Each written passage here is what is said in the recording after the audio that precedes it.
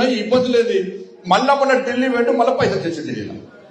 ఇక మళ్ళీ ఈ ఫార్ములా కేసులు మాట్లాడుతున్నావు, 10 రోజులు కూడా మాట్లాడలేదు. ఇక నువ్వు కేసీఆర్ కొడుకు మీద విచారించమంటే ఇక గ్రీన్ కో సంస్థ మీద విచారించాలంటే ఇది గ్రీన్ కో సంస్థ మీద ఏసీపీ దాడులు చేశారు. మరి ఏం చేశారు ఏసీపీ దాడులు చేసి? అదొక పెద్ద సంస్థ, అనేక విషయాల్లో సమాజంకు ఉపయోగపడే కార్యక్రమాలు వాళ్ళు చేస్తున్నారు. ఇలా ఆ సంస్థ ద్వారా తెలంగాణ రాష్ట్రానికి ఆదాయం వస్తున్నది.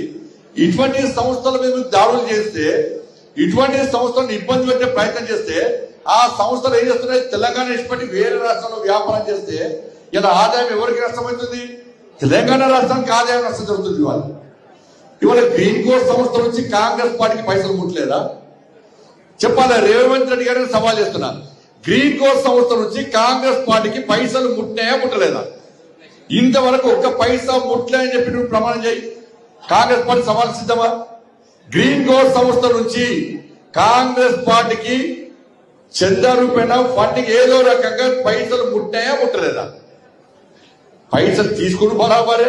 అరే కామన్ ఎవరు తీసుకుంటారు? భారతీయ జనతా పార్టీ తీసుకుంటారు, టీఆర్ఎస్ తీసుకుంటారు, కాంగ్రెస్ వాళ్ళు పార్టీని నడపాలంటే వాళ్ళ వీళ్ళ సహకారంతో ఎల్సీ చేస్తాయి. పార్టీ ఎవరు జబ్బులు కూడా పైసలు పెట్టారు, కానీ పైసలు తీసుకుంటారు. మళ్ళా అదే సంస్థని ఇబ్బంది పెట్టే ప్రయత్నం చేస్తారు.